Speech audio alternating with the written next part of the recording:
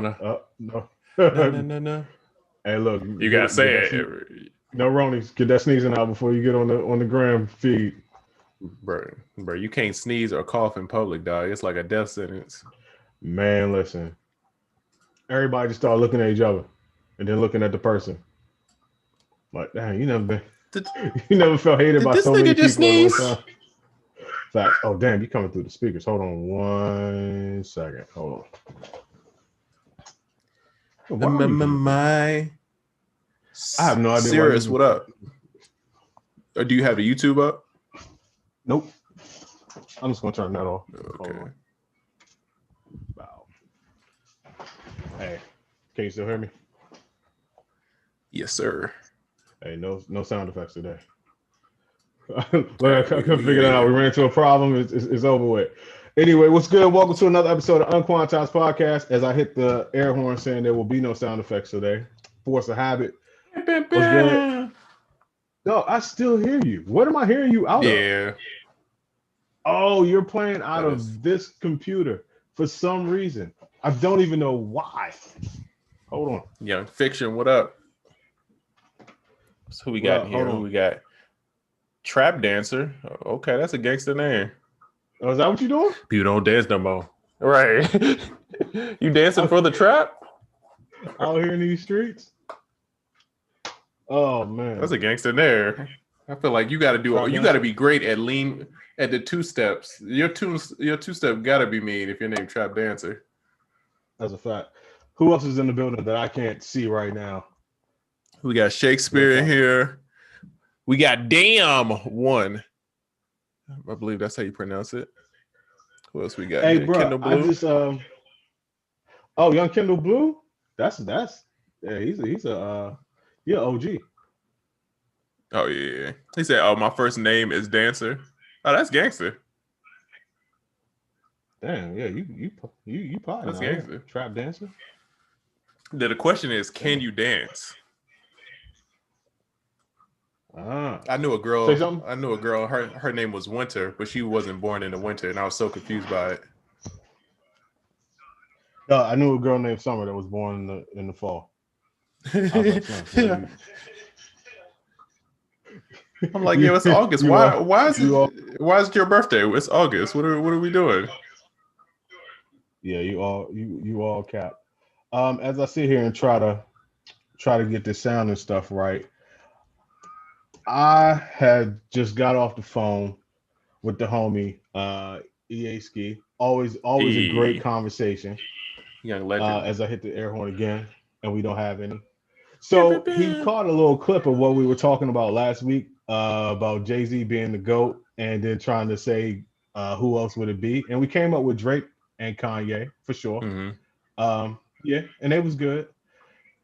He brought up somebody that I was like, at first it seemed a little off to me, but then the more he said it and the more I thought about it, I was like, it's not a bad matchup.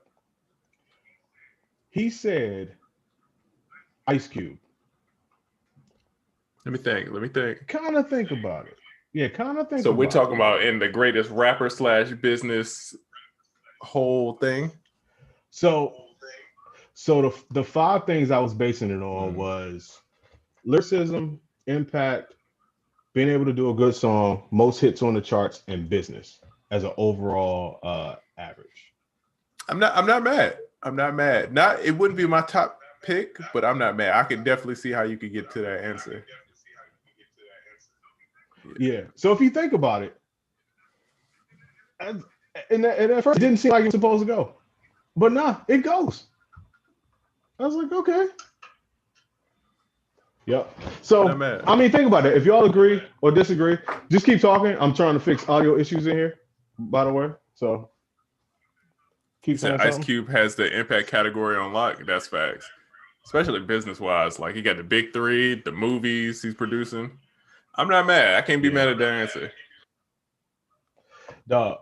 So I'm thinking, and then he challenged this.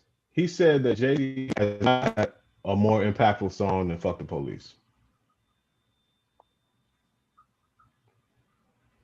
I think I'll probably just turn you off. Hold on. I'm thinking. I'm over here trying.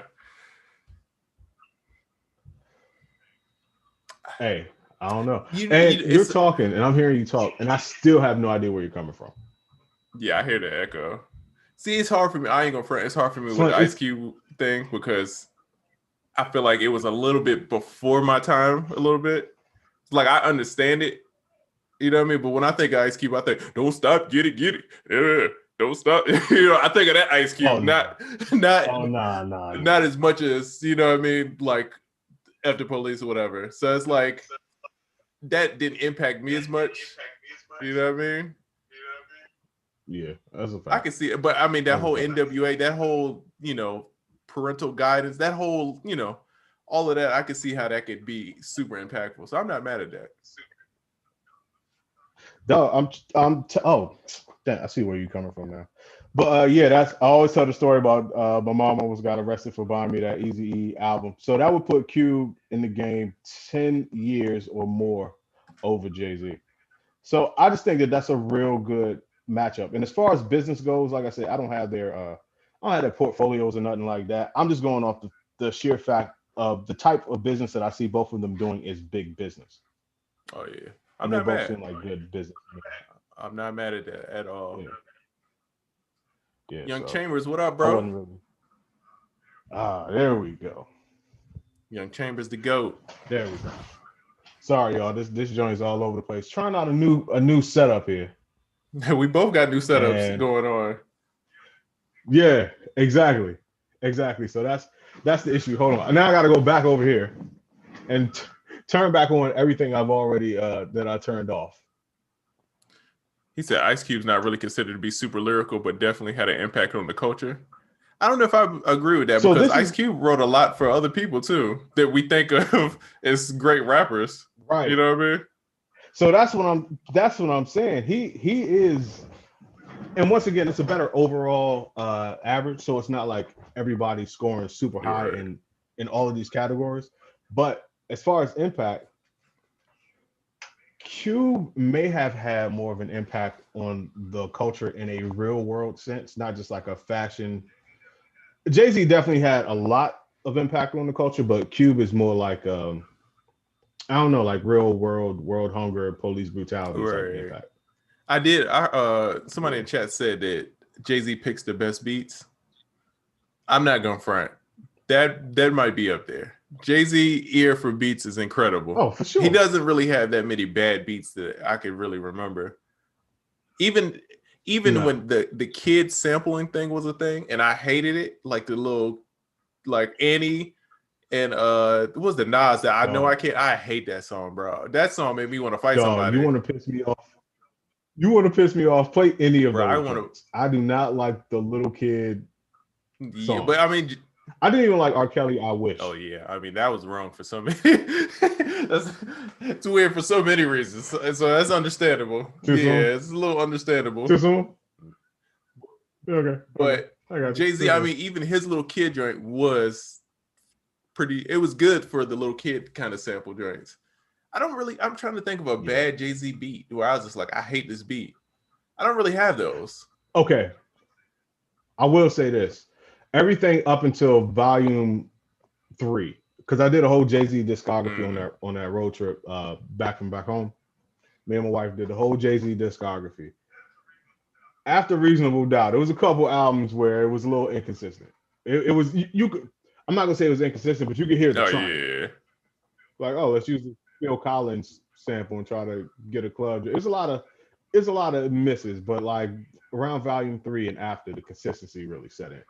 So you might catch a couple bad ones in volume 1, volume 2, because I know what Girls Like was not one of my joints. No, that's real. Now, okay, let me ask you this: what producer do you like the best with Jay-Z? Was it Kanye, Jay-Z? Is it Neptunes or Just Blaze? Just Blaze as a whole. Neptunes is up there, but like it's apples and oranges on that production. Yeah, I'm not mad. But if I had to pick one, my favorite Jay-Z is over Just Blaze. But I feel just as good about Jay-Z over Neptunes. Jay-Z over Kanye West was hit or miss with me. Yeah, I'm not mad at that. I'm like of course, the Neptunes fan, but I still got to go with Just Blaze when it comes to the Jay. It's something about Just Blaze and Jay-Z that made such anthems, and it was like everything was just so. Bruh. It was just the sound was so different. You know what I mean? Like Just Blaze, I feel like he don't get enough. I mean, I'm sure everybody like respects him, but I feel like we don't talk about how great he is enough in the grand scheme of things. That's a fact. Because he kind of just snuck out the back door and started DJing and doing other stuff. Someone says Jay-Z over S1. That's Yeah. Not mad. S1. Not a lot of it is not as much history as Just Blaze, but S1's incredible. So I'm not mad. Shout out to S1. Young Jerry Nova in the building. Wait, do I have sound effects back? I don't. I just like. I feel like Neptunes would give you those like ratchet up tempo joints with chords on them. And it's like a hard thing to do, like pull those off. So it's like when I hear like Jay-Z and Neptunes joints, it's just like either it's super player or it's super like I'm talking cash money, you know what I mean? Just like I'm out here. So I always love them joints. And the beats would be so weird. Yeah. And usually Jay-Z over Just Blaze, it's not any women. It ain't gonna be no women there, whoever you at. Oh yeah. You know what's crazy? Right. I was gonna say Jay-Z over Neptunes. It's gonna be women there. No matter where you at and that's playing, it's women there. Yeah. That's facts. So it's crazy. I was talking to Diego, who was like working out, getting all this business stuff together. And he was like, man, I watched this clip of Timbaland for the joint where they had Timbaland and Jay-Z was in the studio. He's like, the bounce coming right up. What is that from? Is that the Black Album joint? And that was from whatever that movie was. Yeah. And he was like, bro, you know what I realized from that? He's like, yo, Tim stuck to his guns. He said that. And it made me realize, like, dang, he did. Like, he played all these beats and Jay-Z won't feeling them. And then Tim low-key, like, was like, are you tripping? And then kept playing more of Tim's vibe. Yeah. And we were talking about how, like, in a lot of times in situations like that, producers would try to switch up, like, oh, I'm gonna play, you know what I mean? I'm gonna play some sample stuff, or I'm gonna play this. Tim stuck to like, yo, I'm playing me, bro. You gonna take one of these records, and it's gonna be me and my vibe. He got it. Tim like, no, I got something for you, and that's another thing. If you are a producer, like you've been in the studio with me with Polo before, you've been in the studio with a whole bunch of people, and when you got those types. I'm sure Rico's the same way. When you got those types of deep catalogs where you're like, no, I got something for you. Right. A lot of producers don't have that. You show up with 10 beats, 20 beats, and you're like, damn, I'm out. And then they say they don't like that vibe. So now you like only got 2-3 vibes. You know what I'm saying? 5 beats each on a vibe. You're gonna be out of there quick. But if you got 200 joints, and you're like, oh, I got 1 million like this. And the thing about that is like if a Tim or whoever, Rico, Polo, whoever, once they hit that vibe for you, they got 30 more of those. Exactly. You know what I mean? Figuring out which way to go. Yep. So it's just about being ready. But when you do this every day, all day for years and decades, and it's not as much of a strenuous situation as it is for the average person. Because still, me included, and I think even maybe you included. Going into those situations with a high-profile client, it's pretty intense, bro. No matter how long you've been doing it, you like, yo, I got X amount of joints in the clip, and then you start shooting, and you ain't hitting nothing. You start counting them bullets, like, oh, you get to beat 6, and they ain't like nothing. You like, oh man, yeah. You like, yo, I got 6 left, and 3 of them is a vibe that he said he didn't want to hear no more. Yeah, I'm not feeling no trap. You like, oh, that's all I got. That's why I feel like people got to get their catalog up, bro. Like, I just been making beats, bro, and I haven't even been sending stuff out yet. I mean, a little bit like collab and stuff like that, but not like the one. It's almost holidays, so it's like people ain't really working like that. So I'm just gonna hold it all for afterwards. And then 2, I'm just trying to get my catalog up. I'm trying to have a wide range, so when it's time to start, like hitting people up, I got a bunch of stuff already there, because most time people have like 3 beats and be like, all right, I got it, and it's like, no, bro, you need 25 good beats. Oh yeah, you need a gang of them joints, bro.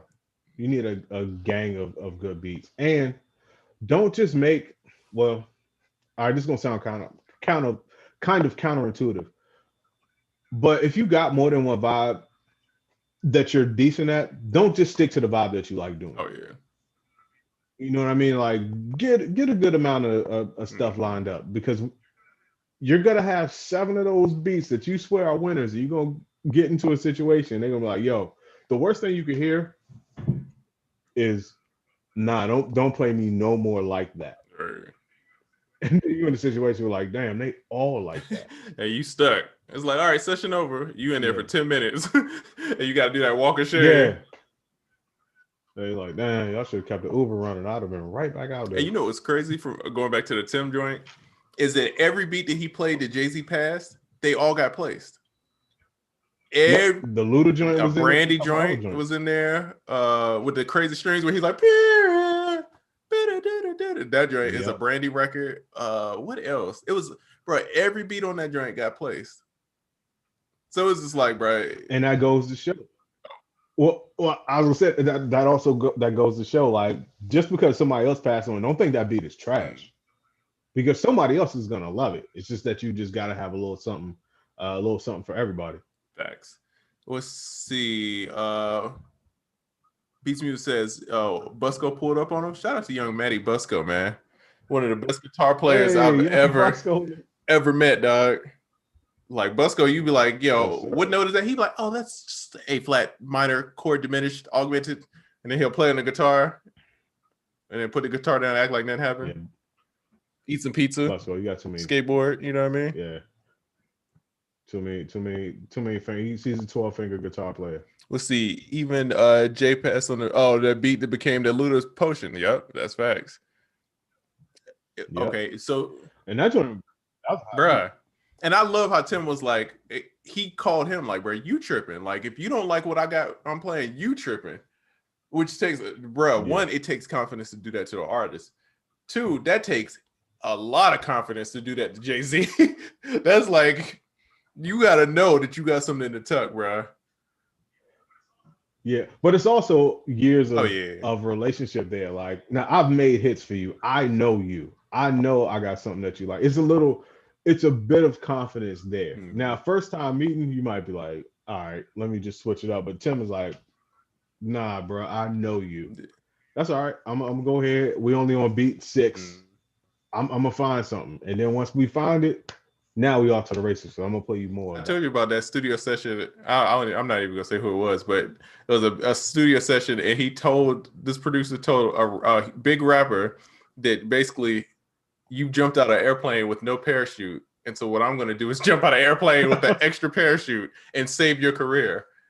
And I'm in here like, this man, I'm like, this man is wild. I'm like, yo, I would never say that to somebody, but hey, it worked. I think he got a single off that joint. Yeah, he's a different. Oh yeah, he's a different type of guy. He's a different type of guy. All right, so wait, we got a few questions here. Let's go.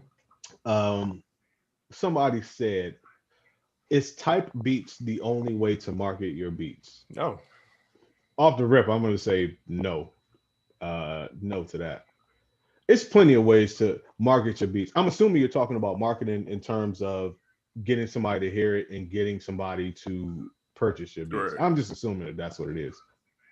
Honestly, man, I'm still a fan of, it may be a slow burn, but building an audience and showcasing your beats as much as possible if that's what you're really into. That's right. You know what I'm saying? Also, instrumental albums are a great way to market your beats. Also, a great way to have some fun. Mm-hmm. You know, and you might get sampled if you put it on Spotify or whatever. And I've been seeing a lot of people, they've been doing like beat making videos, but they're like production value is like really good. Like they showing like different angles, like showing the layering of the beat to get to the final product. And man, they be having a lot of views. It's a lot of different stuff. I mean, there's 2 people that don't do type beats. I mean, there's nothing wrong with it. I just feel like, again, it's like, you know, people only see one option when there's 20 other options out here that people are being super successful from. And, you know, I don't know why people don't talk about it as much of all the other stuff, but I mean, to me, I don't know. I don't want to be the type beat basher because that's not what I'm here to do. But you know what I mean? It's a lot of different ways. So no, I wouldn't focus on that. unless you want to. Nah, I think it's plenty of other ways. Also, like I always say, or we always say on the show, once you figure out other ways, explore them all, especially if you're Oh just yeah. starting, because you never know what's gonna catch for you. So don't find Mhm. one thing and like try to beat that horse to death and it's not really working for you. Like the earlier on that you are, throw more things into the pot. You know what I'm saying? Like go fast, crash fast, get back on the court, back on the track fast. You know what I mean? Like don't just spend That's 2 years facts. on type beats and then 2 years doing an instrumental album. Like nah, throw all that shit in the pot in the beginning and see what catch for you, and then do an 80-20 analysis and double down on the 20. Mm. Let's see. Is it Alpha Davida, the producer? Sorry if I said your name wrong. He says type beats, building an artist, and sync licensing. I'm not mad at any of those. And it's still, even on top of that, it's still many more options you could do. But those are like really good. Like people sleep on the syncs and like doing like background music and stuff like that. And I mean, people don't understand. Like I got a homie that does like, is it The Voice? No, The Masked Singer. He does all the music for that. So when they got to he has to redo, bro. Guap. You know what I'm saying? And all he does is redo the songs that they're about to sing, make them somewhat similar. You know what I'm saying? Interpolate a little bit. He's a real guap dad. Oh yeah, 5,000 maybe. Wow. No, that's a fact. And shout out to YouTube too. By the way, not for nothing, I've never really been into the. I never thought about YouTube monetarily, but just caught a nice little YouTube payday kind of because I let my joint slip for a long time. So realistically, I've been putting in work on the YouTube, but something was up with Google AdSense. They wasn't processing my information right, so it was just building up, and then just sitting there. And I finally got it right.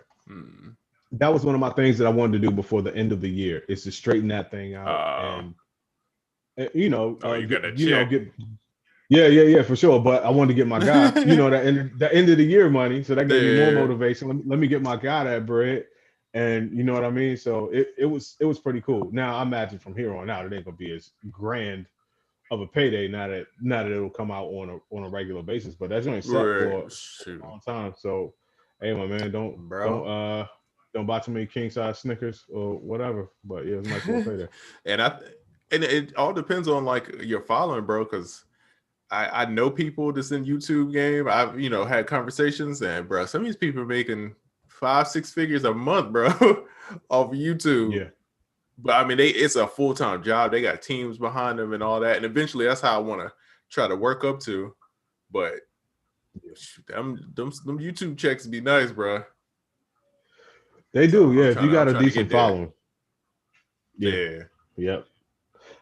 Shout out to my guy again, because being consistent on YouTube, man, it's a full-time job. Shout out to Busy. Shout out to everybody that does that on a regular basis. For sure. Oh yeah, bro. I'm supposed to have a talk with young IDK. We're gonna figure this out. I haven't hit him yet. I was supposed to call him the other day, but bro, this week was crazy for me, dog. You ever had them weeks where it's like nothing is like coming together right? Like everything is just like slightly off, bro. Yeah. So I was putting together the computer. I got every part early except for the RAM. And they lost my package. One of the most important parts. But in the one that I knew I could get anywhere, and I'm just like, oh, it's gonna show up. They lost my package, bro. So I keep waiting, like, oh man, it's about to happen. Finally, I just broke down, went to Micro Center, bought it, right? And then of course today it shows up. They found my package, it shows up. So now I have an extra set of RAM. Right on back. Well, Wait now, because you have a desktop. I can hold. How many sticks? Do you have 4 sticks of RAM total? No, I only got 2, but I can hold 4, so I might just keep it. That's what I'm saying. Just throw all 4. Yeah, that's what I'm gonna do. Then, bro, so I redid my setup. So of course, the missus, she wanted to redo hers. She bought all this stuff for me to plug up. I mean, to build and put together. And dog, they sent me the one part. It was the same thing, but it was a different model. So, bro, I spent 4 hours trying to put this thing together. And then I'm like, bro, the instructions don't make no sense, bro. Like, you know what I mean? Like, and so it took me 4 hours to realize that they sent me to the wrong box for one of them. And then it was like, oh, okay, we'll refund you. Just throw it away. So now I got this big ass piece of furniture I got to figure out how to throw away. It was just like, bro, it just consistently stuff just kept going on. I'm just like, bro, I'm ready to go to sleep, dog. I'm tired, bro. That's all right, man. It's end of the year. It's time to wrap it up. Wait, speaking of building stuff, because like I said, you was redoing your joint. That got me in the mode to push the button on the new desk build that I've been thinking about for a long time. Finally did it. Some of you can see behind me. Well, part of it. The other side is way longer than what you can see behind me, but 3 countertops. It's all said and done, looking clean. However, that's not the point. The point is, all week I have been obsessed with cable management. Bro, that's a skill. Bruh, my OCD was in overdrive. So I think if you on Zoom, maybe on Instagram, you can see it. I'm gonna slide to the side. And this is just part of the cable management OCD I had. So hardly any cables are going to be on the desk. Usually that push is laying flat and you can't see any cables coming from that. On Instagram, I'm sure you can see, and maybe even on Zoom, under the desk, even down to the floor. Here, let me give the Zoom people a little joint. No cables. Dog, I tried to make it so there's no cables visible on the top, no cables visible on the bottom. I just got the main power cable still visible. I'm gonna figure out how to hide those in a minute. But yeah, no cables under, no cables on the top, and also on each side of the desk. If you look straight down the desk, no cables behind the desk either. See, bro, you gotta teach me your ways. It's like the cables aren't even there, and all of this stuff, minus 1, 2, 3 things, is plugged in and on. See, if you got a course on that, bro, I need you to teach a course on that. Because you ever seen them like cartoons and they clean it up and they just like sweep the dust under the rug? That's not how. That's my cable management. I got the little runner and I'm just like jamming cords in there, like hide them, get them away. No. And somebody challenged me because they said all the cables are just behind all of these drawers. Because I got 4 drawers in this whole desk setup. Only 1 drawer has anything behind it, and it's like 3 cables. There's no cables behind the drawers. None of that, bro. Yeah. None of that. But it took me a whole week to get it. But what I'm gonna do is I'm gonna take pictures, and then I'm gonna actually, for people that want to know, I'm gonna actually show the cable management skills. Hey, I'm just gonna throw it out there, realistic, and this is for personal benefit. Realistic, if you would like to help Oracle make a blog about cable management and getting your studio looking fire, that would be great. You have a viewer. He is the person to get me to do that. He is the one to talk to. I would check it out. You know what I mean? Just throwing that out there, not for selfish reasons, but exactly for selfish reasons. You know what I mean? Yeah. Bro, I've been looking. I'm like, man, let me get, if I see like a little cable on there, I'm like, let me fix that. So I want to show the people the gems. The thing is, though, I will say with good cable management, and people want to know, the big reveal of where the cables are, they're mounted under the desk. The bottom side of all 3 of these countertops going around the room looks like a circuit board. With each cable having its own track, each having its own clips, each having its own route, and it kind of looks like, if you look at a circuit board, that's what it looks like. So, but I'll take pictures of the underside of the desk. I'll take pictures of the top. I got like a 3-tier thing going on there with the keyboard and the controllers and all that type of stuff. So yeah, I'll take pictures of all that for those who want to know. Dang, we all done upgraded. You know what I mean? Try it out here in this world. I want to see a tutorial on basic sound design. Shit, me too. Whoa. Realistic is definitely in the building. What a bag is calling Triza. The young realistic. Realistic said good suggestion, Triza. That's a fact. Hey, yes. Inception. Yo, shout out to Realistic, man. We have this ongoing joke. every time somebody, I think it was one of your posts, and it was like it was a clip from the podcast talking about sound design, and Realistics talk about Reason, and every time I see him talk about Reason, I go, I do the most of making a joke about it, bro. I love it, dog, because every time it's like I'm gonna get you. Man, Reason ain't hit you every up, man. Time, bro. Do some business. They ain't trying to sell you over yet. They ain't trying to catch that Nate Robinson. You know what I mean? They gonna catch that fade. That's what you're gonna do to Reason? You gonna put him to sleep on the mat? That's the smoke on board, bro. That's the time. Yo, would you fight one of the Paul brothers? Would I? For a check? Yeah. Well, here's the thing. I don't want to fight on the internet because I'm not stupid. If you fight, it's a chance that you're gonna get knocked out. But I feel like I would have. People don't understand. I grew up martial arts, UFC, MMA, like Taekwondo, like all of that. So I feel like if you give me a little time to train, I could be in there. I could do it. But I also don't want to fight on the internet and get memes made of me. So it would have to be a check. Oh man, if it was a nice check, I would do it. Oh, it's gonna be meme-tastic. Yeah.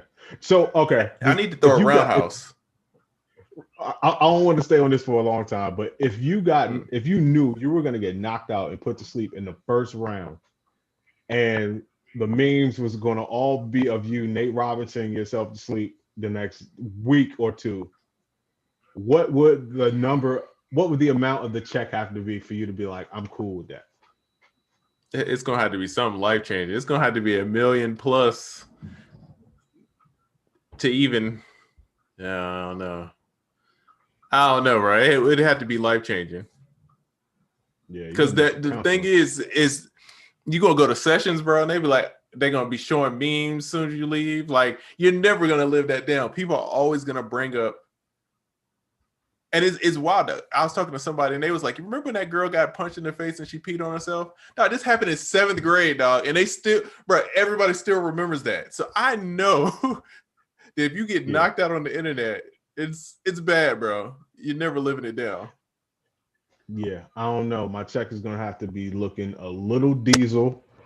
I'm going to go ahead and wild out and say you got to give me at least 8 figures. And then after I get my bag and get knocked out in the first round, I'm going straight to Mattress Firm. Like, yo, let's do commercials. I'm your new spokesperson. Oh, yeah. You got to lean all the way into it. I sleep better than me. Yeah. Casper Mattress. Sleep like me in the first round. Gabby boy. But yeah, if they let me do UFC style, I don't want to box. But if I could throw a roundhouse, get a little sidekick in there, I would be. Little grapple, I'm in there. I'm with the smokes. I be throwing elbows. I'm with it, dog. I'm doing whatever I can to win a fight. Yeah, no, I'm not fucking with none of y'all. I'll be honest with you. We got another question. What's up? Okay, here we go. What are a few of you guys' dream gear purchases? Now, I know personally, I know you're not really into a whole bunch of gear, but I know you got something on your list that would be like a dream purchase. By the way, everybody in the chat, you can go ahead and put your dream purchase in the chat too. Dog, it's a producer named Monte Booker. Once we get off this podcast, go check his Instagram. And he got a custom-built keyboard, like a synth workstation. Bro, it's beautiful. Like I hit like 5 people like, bro, what is this? I don't even know what this is. I thought you could just buy it because it looks so nice. I would be like, bro, I would buy this. It's got like a tape deck inside of the keyboard, bro. Like, bro, it's beautiful. Like wood panel kind of joint. So if I had to get something, it would be something like that because that joint sounds crazy and it's beautiful, dog. It looks like a collector's item, but like a fire ass keyboard. So go check that joint out on his Instagram. That would be one of those things that I definitely would want to cop. You know what I mean? What about you? A Mellotron, a real Mellotron. They had another like tape, like a tape keyboard back in the day. Any of the ones that ended in Tron. Oh yeah. I still want to get an SP1200 just to have it because it's a goat sampler. I want an Andromeda 2600, and EA Ski just got a DMX drum machine. I was pretty excited by that. I ended up watching a whole bunch of DMX drum machine tutorial documentary, all that shit. Like I wouldn't mind having one of those. Wrong DMX. Sorry. Yeah, that's just like a short list. My bad. You said DMX. No, wrong DMX. DMX, that rapper DMX is actually the third known DMX. There was a DMX drum machine. I don't know what year that came out. Then there was another rapper named DMX. He might have been a beatboxer or a rapper, something like that. Late 80s or late 80s. He didn't. I don't think he made it into the 90s. And then there was DMX. But anyway. Hell no. All you gotta do is plug the MIDI into the drum machine. Facts. Oh, and I want an ASR keyboard. I have an ASR rack. Oh, yeah. I used to have the ASR keyboard, and I don't have it anymore. So I want to get just an ASR keyboard. And I'm naming a whole bunch of stuff that I want that I would probably not use that much. Yeah, just be a collector's item in the other studio that you got next door. Basically, I'm trying to do something with that space too. Let's see. Okay, so here's realistic here. Some distressors, a pair of barefoots, I sneak a pair of Chicago ones too. Since I'm spending money like not mad. Anyways. Chicago ones. Nah. Yeah. He got that off. Realistic. He's the guy for this question because he's gonna start naming stuff that you ain't never heard before. Past Space says, he says, I want what the aliens got. Yo, you know what would be fire is that plug-in that was on Black Mirror with Miley Cyrus and they turned it and it would make a hit. They just turned a little knob. You remember that joint, that episode? That one. Hey, bro. Give me that joint. That's a fact. Wait, somebody says I have a SP1200 rack too. That's fire. Shout out to you. I forgot they even made a rack. Dang. I want to get more into like vintage stuff, but I really like the more futuristic kind of vibe. You know what I mean? Yeah. The vintage stuff will be for that side of things, but as you can tell, everything on this side is going to be pretty modern. But now that leads me somewhere else too. We talked about this before, but is there any modern gear that's come out in the last 5 to 10 years that you want to cop that you haven't? Nothing, bro. Nothing. Oh, besides them keyboards, they just get that one like the custom built joints and the teenage the OP1, and that's been out. That's been out for a minute. But other than that, bro, I don't want, bro. What was that? I don't want to talk bad about Ableton, but that Push was the one. The doors, the Force didn't really do it for me. Oh, that's a cop. Oh yeah, I did that. Yeah, it that didn't do it for me. None of the machine stuff doesn't do it for me. NPCs, I'm not really. It's just nothing. It's all the same to me. So it's just kind of like, Yeah, I'm looking for something weird. Anybody, if you got any weird modern stuff, that would be dope. Yeah. I kind of wanted to mess with like the OP1 for sure. Like the Octo track, it just looks cool. It looks like something that'll occupy my time for a week, but then I won't use it anymore. But it just looks modern. It looks cool. A lot of stuff from that company, but man, it's been I haven't really been inspired by anything new lately. That's crazy. Yeah. I feel like it's at a weird standstill with equipment. You know what I mean? It's like how they do with movies, right? It's just like they just keep redoing the same movie instead of taking risk and trying something new. They just keep giving us the same like note repeat, record, pads with new colors. And I'm like, bro, I don't care about the colors. Facts. Okay, hold on real quick. Realistic says AJ got a nice little collection of outboard gear right now. Can't wait to use it on the next kit. Oh yeah, we got a Whopper coming up. That's gonna be fun. Earlier in the year. We got a Whopper coming up, and we're gonna use some of that nice little collection. See, that's the benefit of having two GOAT engineers actually live in the same space and have both of their studios in the same space. You get to use each other's equipment. That's gonna be fire. So that's gonna be dope. But wait, circling back to what you was just saying, dog, it is definitely the regurgitation of the same thing over and over and over again. I will say the first person to put some keys on one of these controllers is going to win.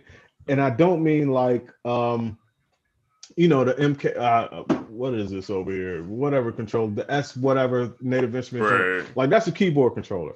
I mean, something like an MPC or a machine, like a sampler type of workstation joint, and instead of pads, just put some keys on it, make it a Come keyboard. on, man. You're gonna win. I don't know why y'all don't listen to me. You're gonna win. Hell, even put some pads on it if you want. Throw 8 of them on there. Even better. Now everybody can come to the party. But for the life of me, and I think it has something to do with the cost of the product if they made it, but nobody would even put keys on one of these joints. I'm like, even a short, give me a 37 key version. I can rock with that. Bro, something. Dog. The first person to do that is going to get my money. The first person to do it well is going to get my money. Right. No question. And I cannot be the only one. I can't. Tone says, new to the chat. Peace to everyone. Shout out to Tone. Appreciate you coming through, my brother. Busy Works Beat says, try Cherry Audio modular synth plugin. Sounds fancy. I'll take a gander. How you feel about the modular game, bro?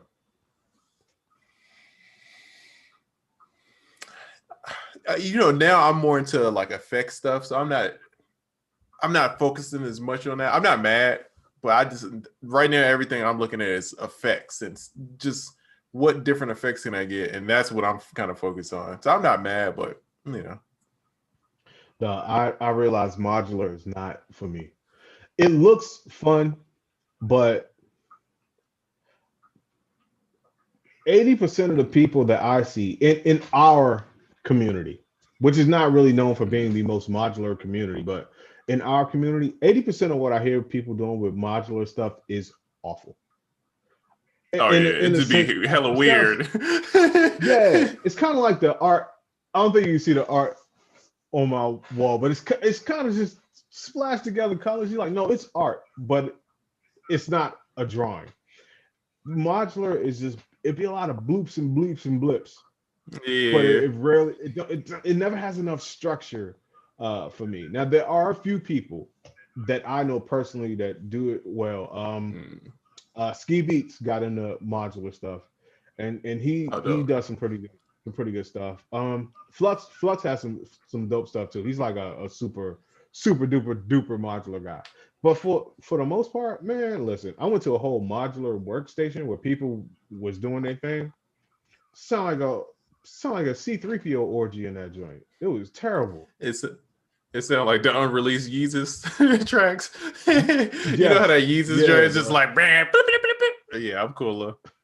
I'm cool on that. Let's see. Yeah. Prentice says the synth that Triza was talking about was inspired by the Korg MIDI log. It was designed and patched by Love Hutton. Yo, thank you for that, because I had no idea. I just thought that thing was beautiful, dog. It's like if I had a crib, I would put that in my living room as like a centerpiece. It's that beautiful, dog.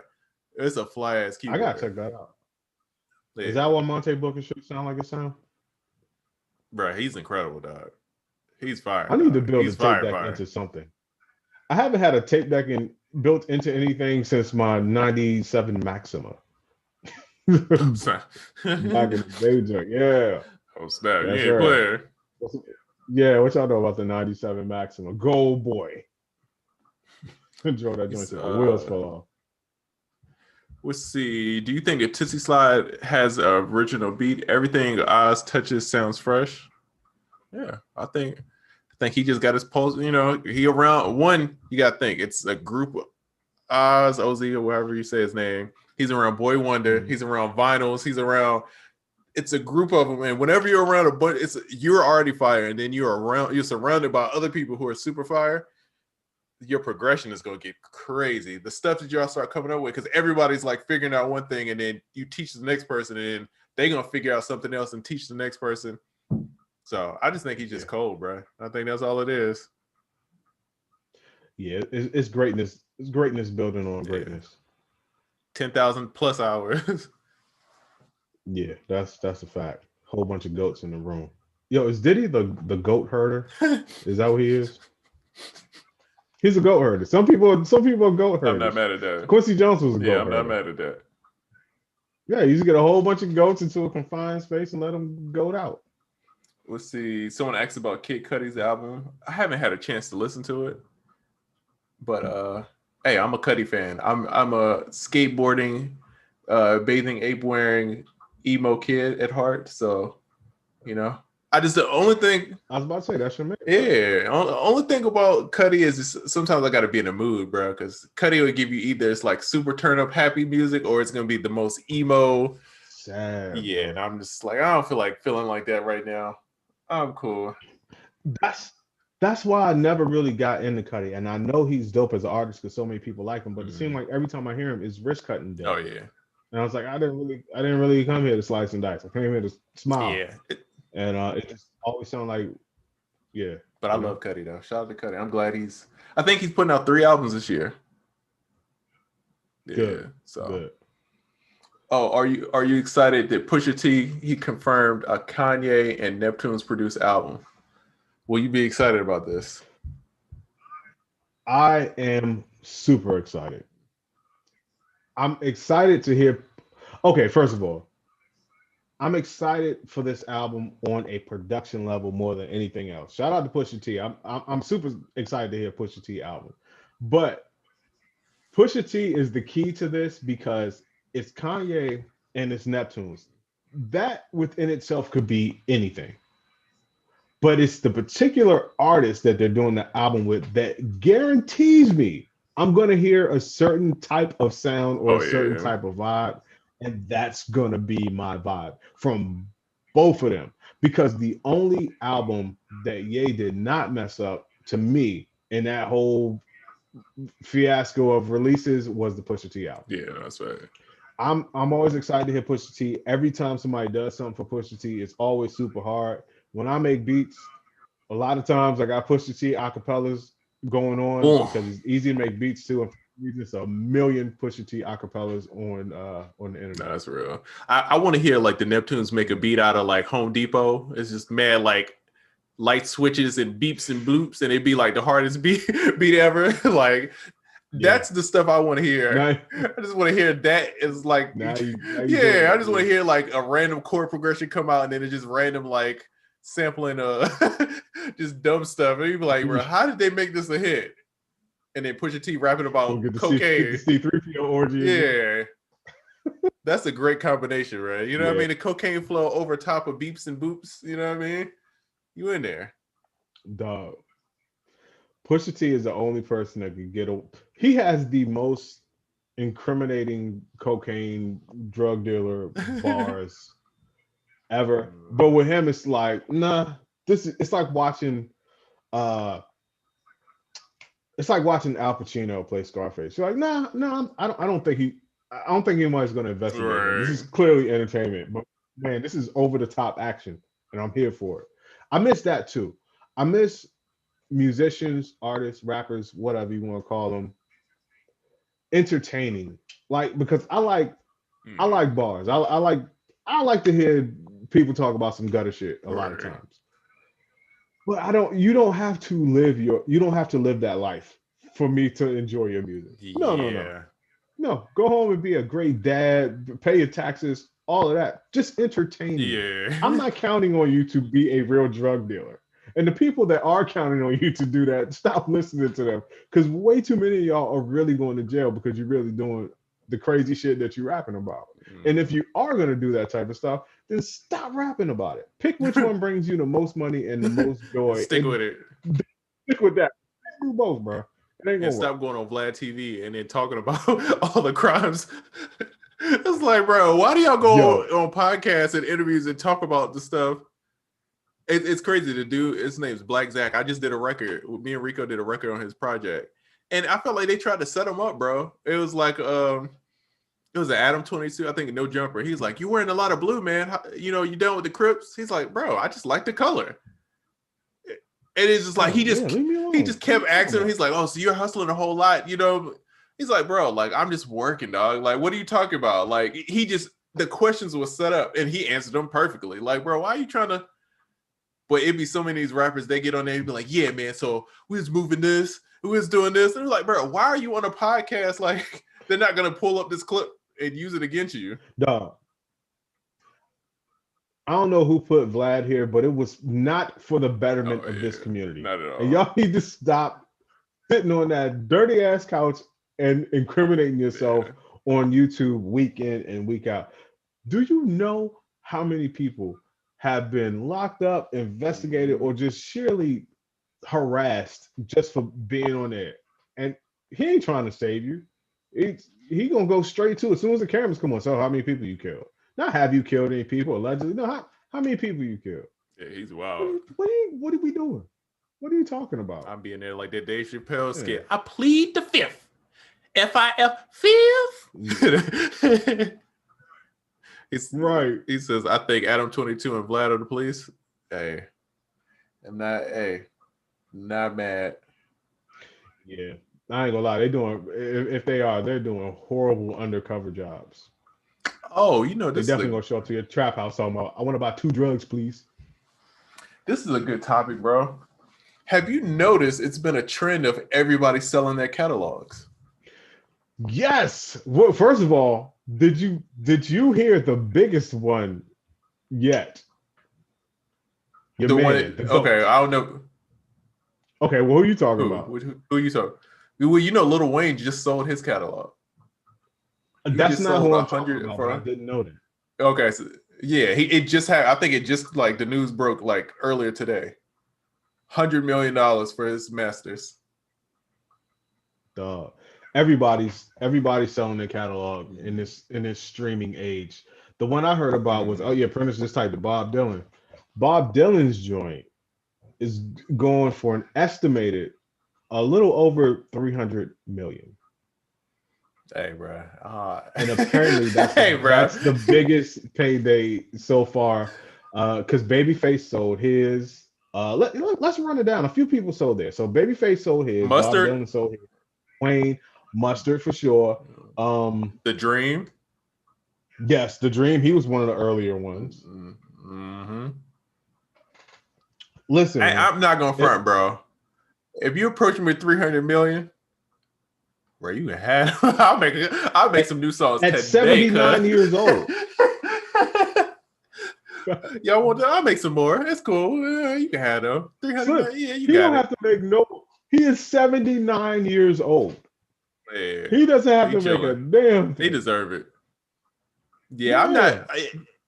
It just. I'm trying to understand the play in the long run. I get for these companies that streaming, like you can license and you can do all this stuff for it, but it's just like.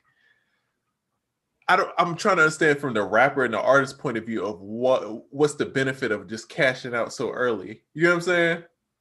And I know that publishing checks are like a little weird now, and it takes a long time to get that same amount. But it's like almost like the lottery. It's like, are you going to take the lump sums or are you going to take the? So I guess that kind of makes sense the more I think about it. Because if I hit the lottery, I'm not taking the get paid over time. I'm taking that lump sum. Because you don't know how long you're going to be living. Yeah, some people selling way too early, bro. Way too early. Like, damn, you just been here for 5 years. I mean, you might have a little something, but somebody like a Bob Dylan. I mean, granted, you can't control when you're born, but Bob Dylan did it right or got put in the right position to where, dog, at 79, you about to get the 300 million or whatever it's gonna be. That money ain't even for you. That money is for your family, great kids, for generations after.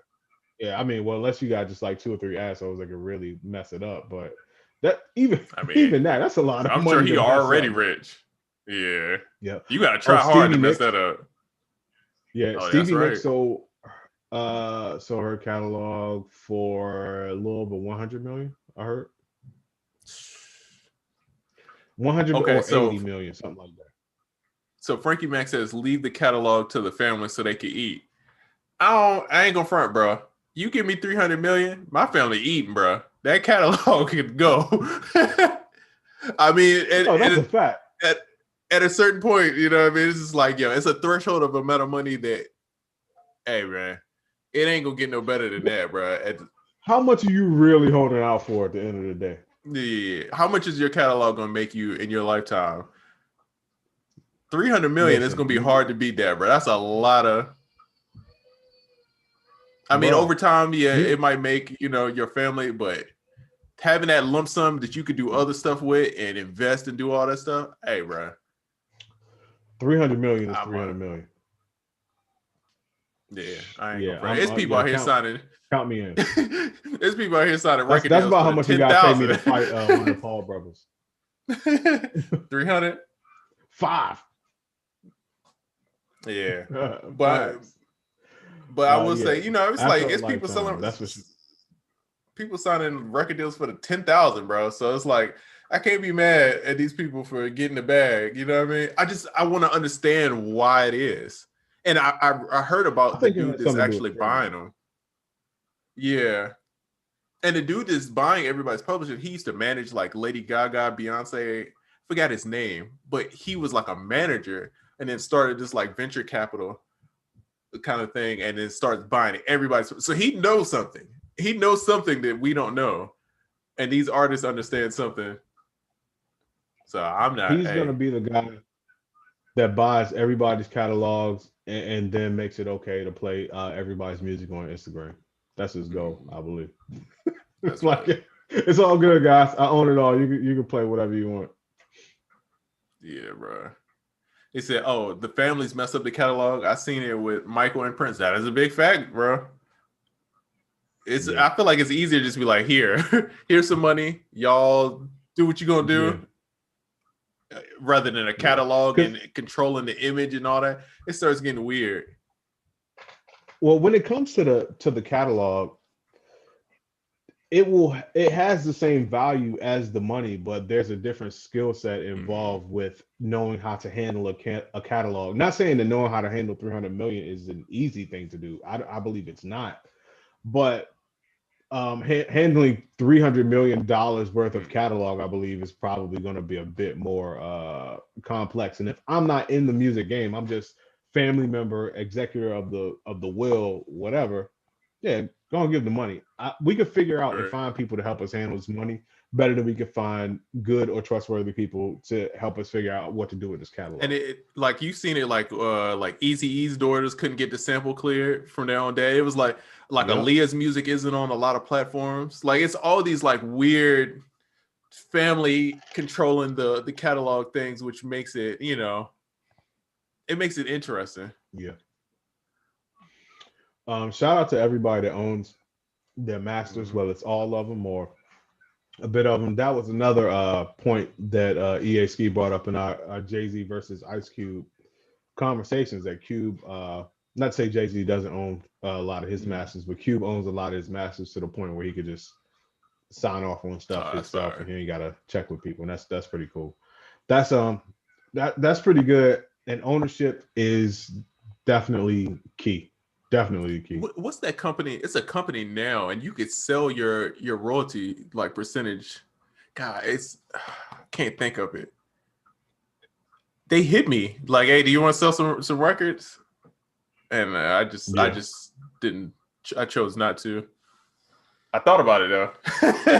I checked them out. I said I was seeing what they was talking about, but I didn't sell. You was like, "Hey, I'm a hold on." You know, it's always that option, so I always can, you know. I always can pull that trigger if need be, but okay, he said good article on Billboard about the topic and why you should why to sell your catalog. All right, I'm gonna check that out. We can't copy it from here, but I definitely will check it out. Yeah, no, we appreciate that. Definitely. We have another cool question. Hold on, let me find it. Bow. Hey guy who's posting your Twitch, okay. We're not gonna click your Twitch. Sorry. It's not happening. Dog, get out of here. Scram! Ain't no Twitch clickers. That's a fact. Beat it. All right. Tips on separating being a producer from an artist. When I make beats, I write to them all and end up hogging them instead of distributing them to rappers. Well, it depends on what your priorities are. Yeah. And it also doesn't sound like you have a decision problem as much as you might just need to make more beats. Oh yeah, that too. You know what I mean? You might, yeah, you may not have enough beats to go around, and you want, say, 15 great beats for your album, and you also want to sell 15 beats, but you only made 9, or something like that. Well, you might have to make more beats. Also, don't really hold don't just hoard your music. Music is made, in my personal opinion, music is made to be enjoyed by other people. Plus, nothing is a great business card for a producer like a good beat being flung out into the world by a million Right. rappers or whatever. Like people have your business Mhm. card as the canvas for their songs. And then as you start your artist career, you may have more of a spotlight on you. You may get some dope features from artists that you work with. You might be able to barter or trade or something. But I don't really see um, the huge advantage starting out with hogging Right. all of your beats. And I'm imagining that you just hog all the good ones. Well, what does that leave for you to distribute to the world? The ones that you didn't want, the throwaway joints, like how you going to treat the world like that? You treating yourself like a king. How you going to treat the world like a peasant? You know what I Right. mean? So give a little bit more respect. And I honestly think if I were you, giving would seem to pay off more to me than just sitting on everything.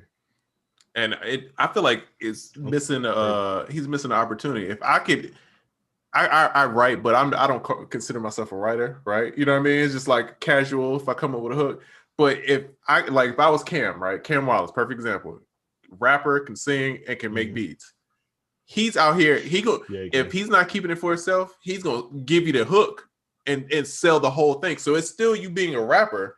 You get what I'm saying? So he's missing the opportunity of you could still sell the beats with hooks on them or a hook in a verse, and you could Mm. sell that whole thing and let somebody else get on it.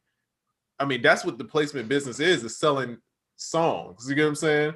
I mean, it's a lot. It's some selling beats, but a lot of it, especially if you're dealing pop R&B, it's selling songs, whole complete songs. So if you're a rapper, you're essentially a writer. Put it together and then Mhm. sell both of it, so it's a win-win. You getting yourself as an artist out there, and you selling your beats. So I just feel like he's missing an opportunity for that. Hey, Thinking about it like that. sounds like great Mhm. advice. The invoice is in the mail. That's facts. He says just self-promotion. That's all. Well, not here, buddy. Especially here's the thing: Nah, don't copy links in somewhere that read the nobody room. can copy. You can't click the link, so it's kind of stupid. You just look stupid. You look like the guy's like, "Hey, my mixtape." Hey, listen, read the room, and before you do that, know what the platform can and can't do. That's facts. That's that's all we saying. Little basic ABCs of social media. That's all. Speaking of ABCs of social media, I know I'm trash and I'm slow and I'm behind. I still have not gotten on Clubhouse yet. Oh, Shout out to the 8 million people that have sent me an invite to Clubhouse. I'm gonna get on there this weekend. I really am. oh First yeah, invite. early. Yeah, early in the game. And it's funny, I think we both found out about it on the same Oh day. yeah, shout out, But things got shout out to yeah, Paperboy things got Fave. crazy family wise, and I just yeah, Mm-hmm. yeah. Yeah, So here's my thing. I dipped off, but I'm gonna get on I it. was super hooked on Clubhouse, but then it was a point where I knew it was going to happen.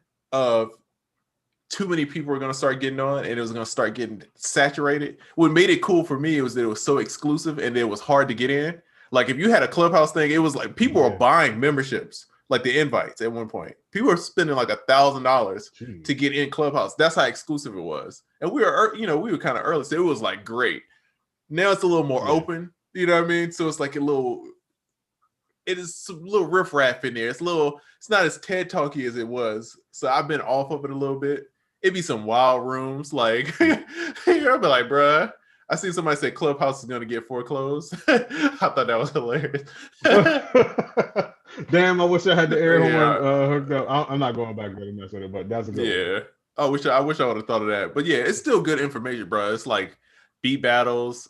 No, I was on there the other day and somebody's doing a DJ set. I'm like, are y'all really doing DJ sets in Clubhouse? Listen, I know it's about to be a wrap on that joint, or it's about to be not cool, and I feel crazy because it's only been a month that I was gone, but I didn't get on it, and now I feel like by the time I get there, it's going to be super washed. But shout out to you, shout out to my man Sir Bay, shout out to Busy. All you guys sent me invitations, and I'm gonna have to get on there. Yeah. Okay, this is a good question. Why is it so hard for friends to survive the music business? Ooh, I got some good answers for that. Why is it so hard for friends to survive the music business? Mm-hmm. Well, friends, foes, and everybody in between. Regardless of that, it's the music business. It's kind of like, why do most people that like to play basketball and are good not get into the NBA? It's only a certain amount of people that are gonna make it, whether by being super great or just being super knowledgeable about how to really get into it. But at the end of the day, it's kind of an elite thing. And I assume when you mean get into the music business, you mean at a high level, not just the ability to do music and distribute it. It's still an elite. It's still an elite thing, man. Like, think about how many people do it. Not Well, I everybody took is. it as like, see, I took it as like, why is it so hard for like say me and you grew up together, and then we tried to Oh, make it music. You get what I'm saying? I don't know. Let me know if I'm right or wrong, but that's how I took it. It's like if we grew up together and then we try to do music, and then people fall out, like the okay. friendship, right? Yeah, yeah. Well, in And the that case, reason why, go ahead. oh, go ahead. I don't know why it's more delayed today. I feel like we got a little delay we got to work out, but I feel like it's more about like people got to be on the same page. Like it's only like my brother is a DJ also, so me and him never.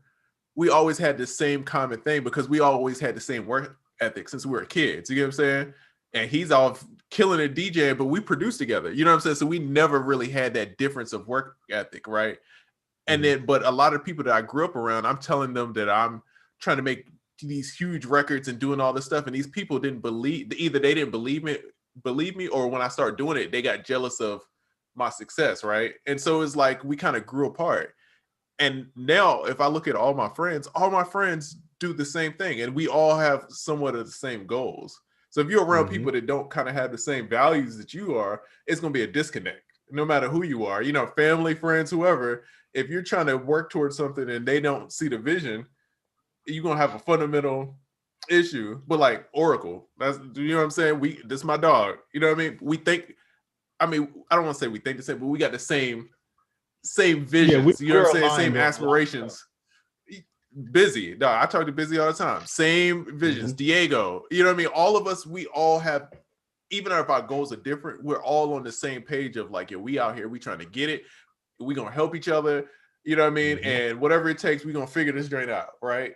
But if you got a homie that doesn't think like that, and he's just thinking like, yo, I'm gonna get on and I'm gonna take this for myself, which the music industry is famous for.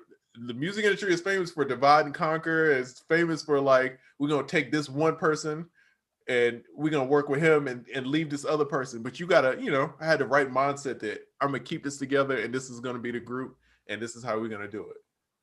Yeah, it takes a certain type of chemistry between people because a lot of times starting out as friends, it could actually put you at a disadvantage. You're starting from a whole other realm where things are good because they're not really based on finances, they're not really based on work ethic most of the time, and now you're bringing this business aspect of it into the friendship. And so like you said, like you really got to be on the same page. You got to share some of the same values. Like one person can't be a workhorse while the other person sleeps till 2 every day and doesn't really do anything. It's not really going to match up. Somebody's going to be about the paperwork, another person is not.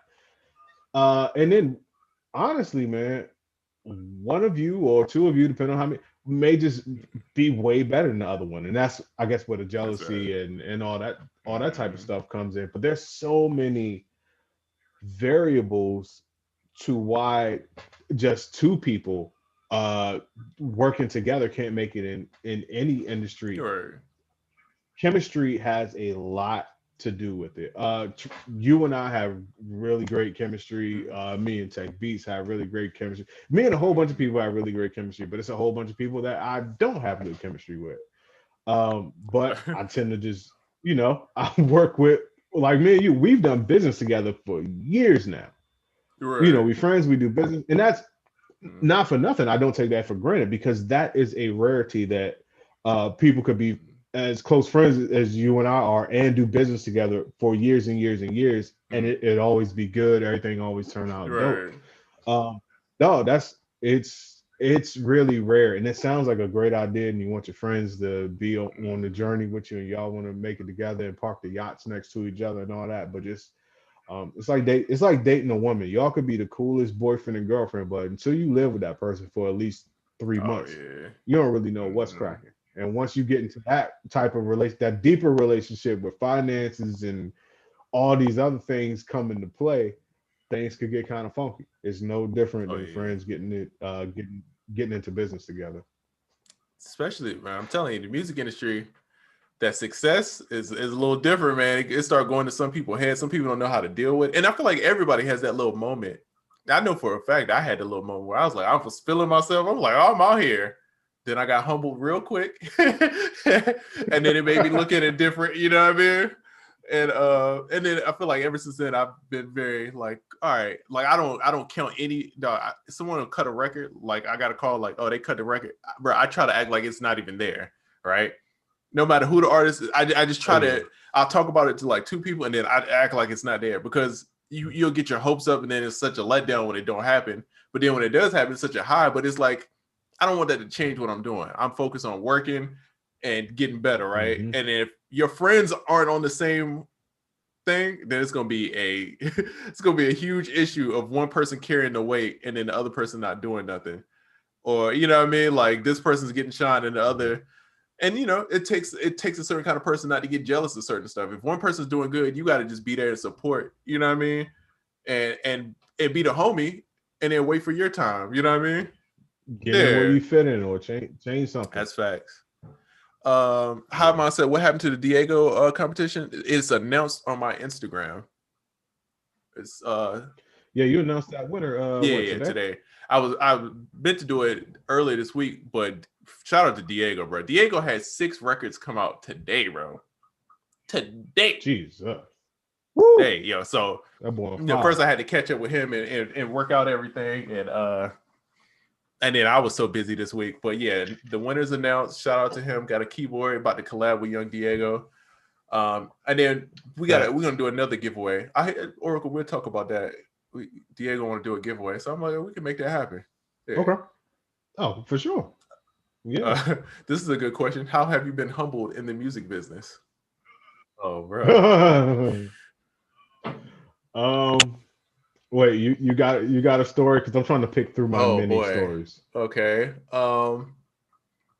I had a record with one of the biggest artists in the world, and then the person that was featured on the record almost died in an accident, and so they went from shooting video and doing all this, and it's supposed to be getting all this push, to everything was on pause. So I went from like, oh, my life. I mean, it still changed my life. Don't get me wrong, but it just made me realize how quick something could change. It went from I didn't even know this record existed to like I had to change my phone number when people found out I did this record, to then it was on pause because someone got in an accident. So it was like a crazy ride of like just making me be more patient. Bro, I had managers who was, bro, I could give you a bunch of things that humbled me.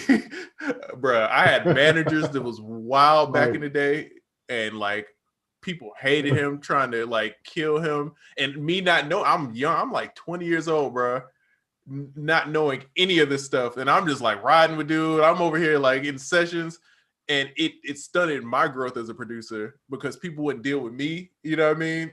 Because I was dealing with him, so it made me start looking at like who you do business with, how you look at your circle and see how other people look at it too. Because if it's a reflection of you, even if I'm not doing any of this stuff bad, it's still a reflection of what I am, because I'm doing business with this guy, right?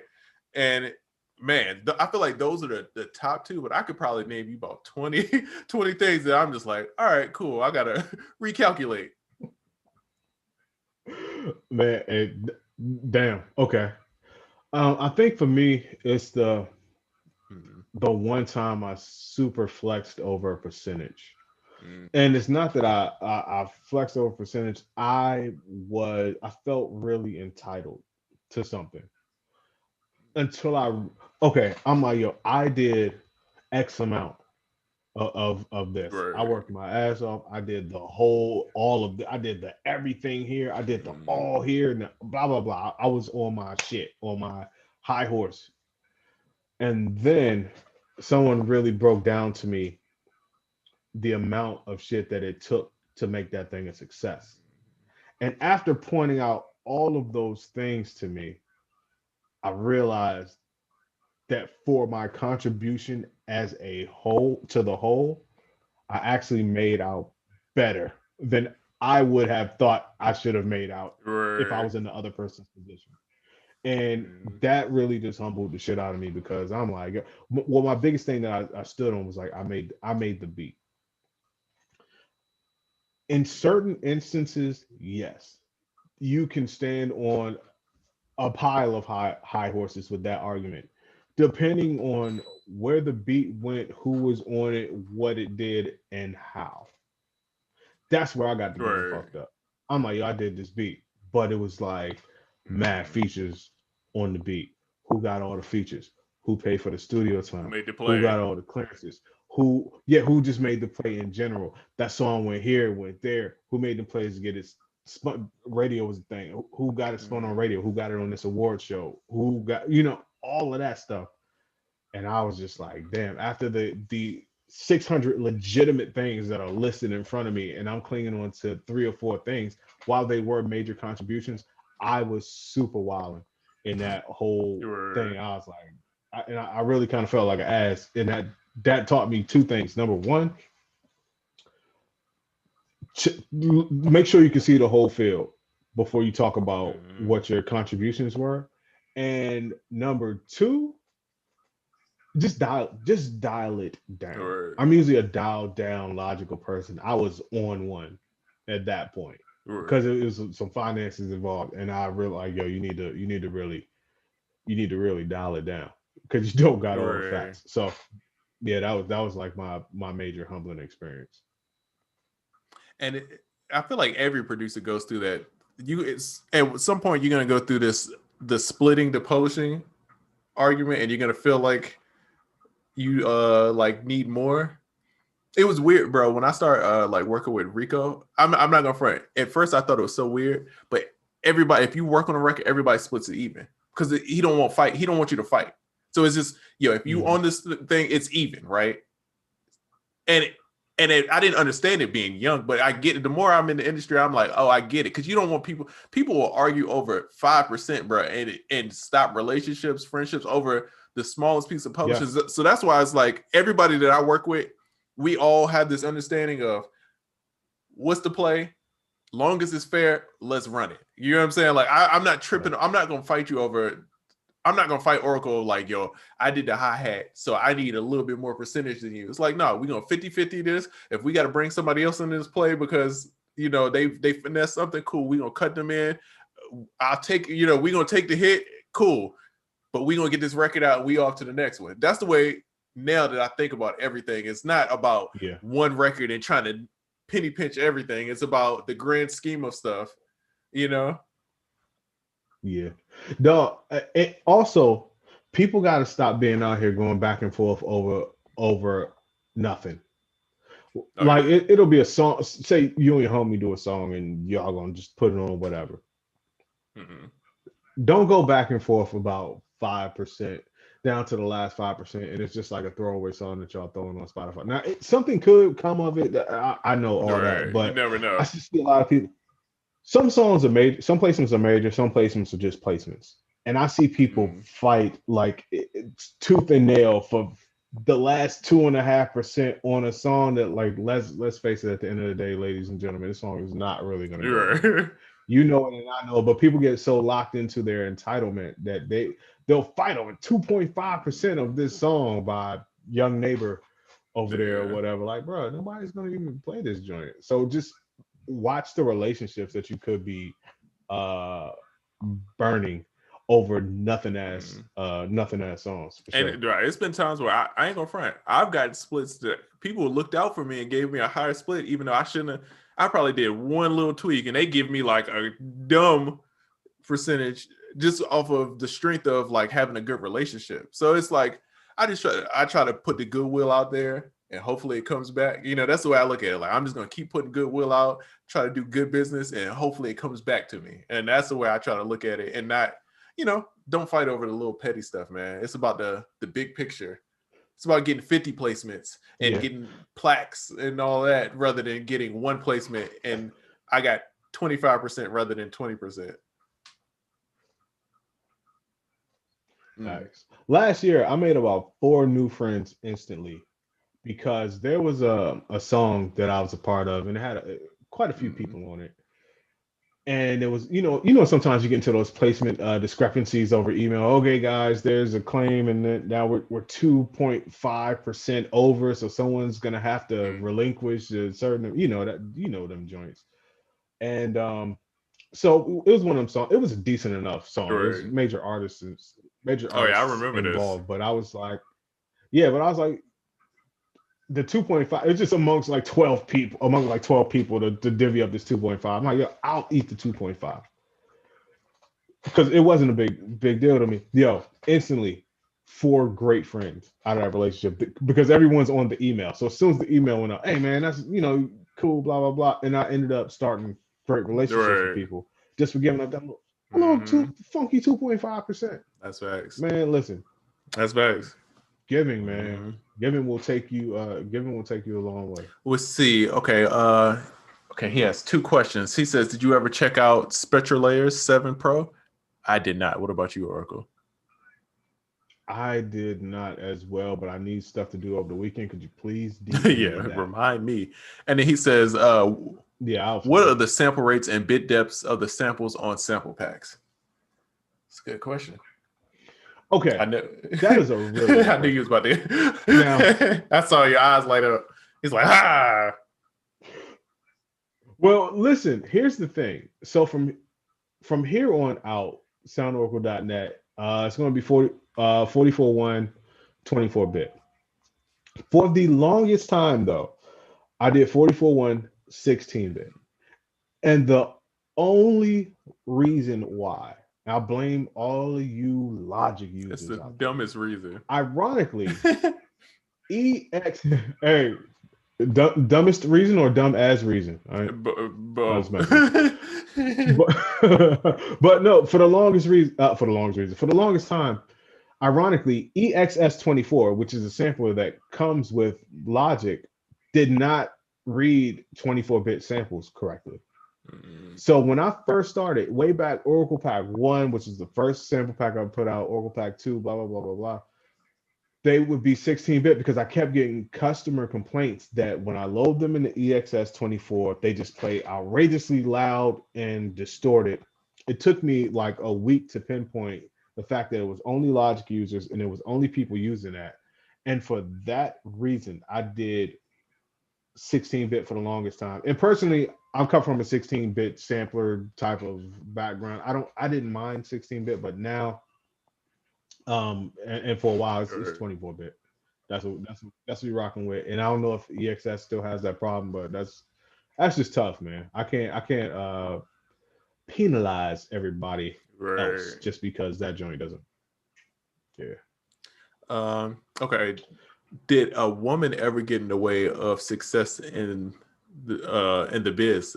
I wonder, is this personally or just in general? Because in general, I'm sure. In general, yes, for sure. Yeah, but personally, yes. Yeah, to a degree.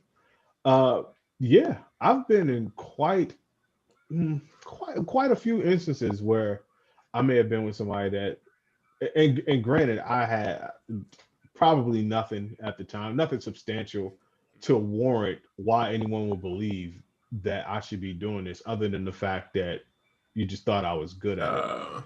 But I've had a whole bunch of those. Listen, you should get a real job type deal. There were points to that, but I just kind of had the whole like, nah, I'm just gonna kind of stick with this, and if you're not with it, then I guess we're not sticking together because this is what I'm going to do. Not something I want to do, but it's something that I'm going to do. Not for nothing, you can sit here and you can see that I'm really good at it. So this is just how it's gonna go, and tough. And then so a lot of those didn't work. I met my wife at the time, and she just used to, she used to come through and watch me make beats, and she just saw the ambition That's how we ended up together, because even when we came down here to Georgia, I still had pretty much almost nothing. I had done a couple things by then, but not enough to warrant somebody like picking up their life and coming down here and banking on me making more music. But once you see a person has a certain level of talent and a certain ambition, if you're smart enough to, and you got the guts to stick with the play, it could pay off. Not saying she cashed out, but it didn't go south. It worked. You know what I'm saying? It worked, and life got quite a bit sweeter after that. And I wasn't the struggling producer anymore. But yeah, a lot of people didn't see the vision, and I can't be mad at them. I'm like, this your stop. You can get off here, and I'll see you later. And of course, everybody circles back around later and like, oh, I'm your biggest fan. I knew you was gonna make it. I'm like, it's not exactly. That's not at all. Right. I still got. I remember exactly when you told me I wasn't gonna make it. I believe the text was, "You ain't never was gonna be nothing," something like that. And you also said that my daddy was nothing. Exactly. Mama done, grand. Yeah. Hold on, I got a little glitch. What happened? Hold on, I can't hear nothing. Zoom is tripping. Oh, hold on. What just happened?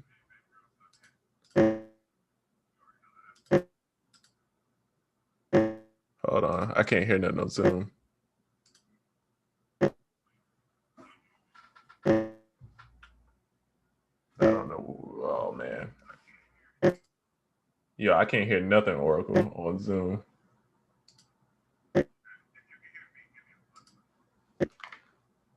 Dang, what happened? Yeah, I can't hear Zoom. Dang, bro.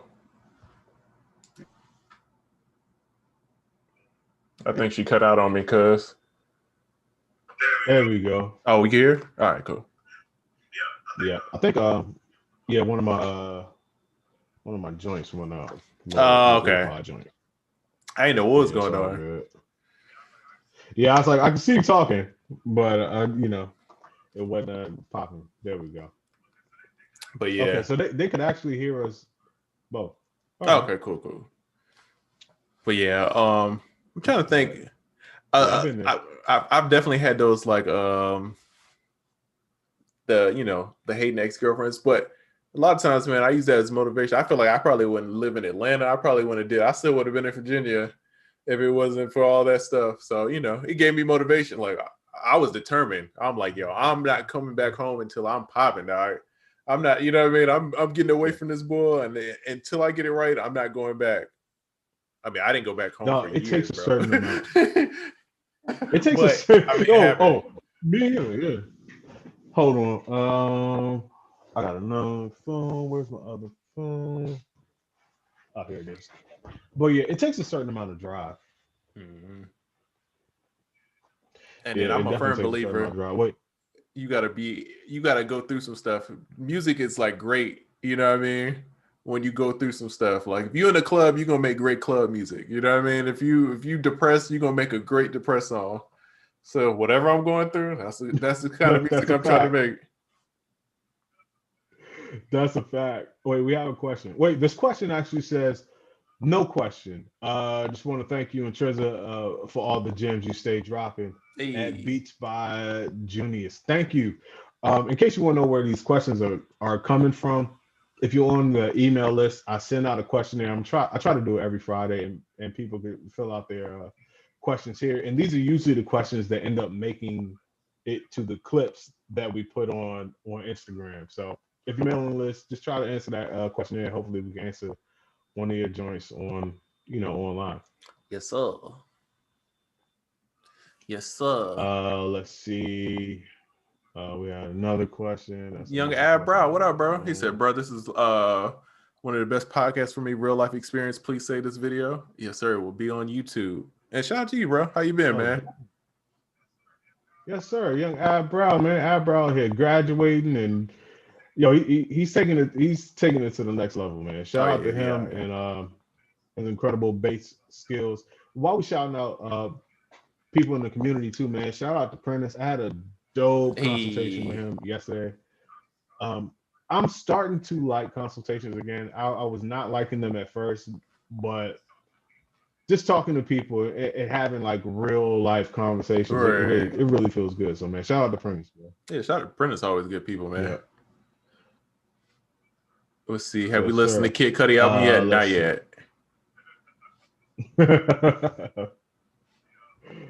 Yeah, hold on. I'm circling through these questions because I know we got to get up off here soon. Pharrell teases new Rihanna album. Are you excited? Yeah, I'm excited, but I don't want to get my hopes up, bro. Yeah, I don't. I think Fenty is doing way too well for me to get excited about an album. Rihanna could drop to come out and hit the market, and Rihanna be like later. Hey, that's facts. Rihanna could drop an ASMR album where she just eating crab legs, and I'm copping. I'm sold. You said you had me at Rihanna. Is she detoxing us like Dr. Dre? She might. Is she but I mean, detox? I'm not mad, bro. One, I didn't realize. Okay, she got the makeup.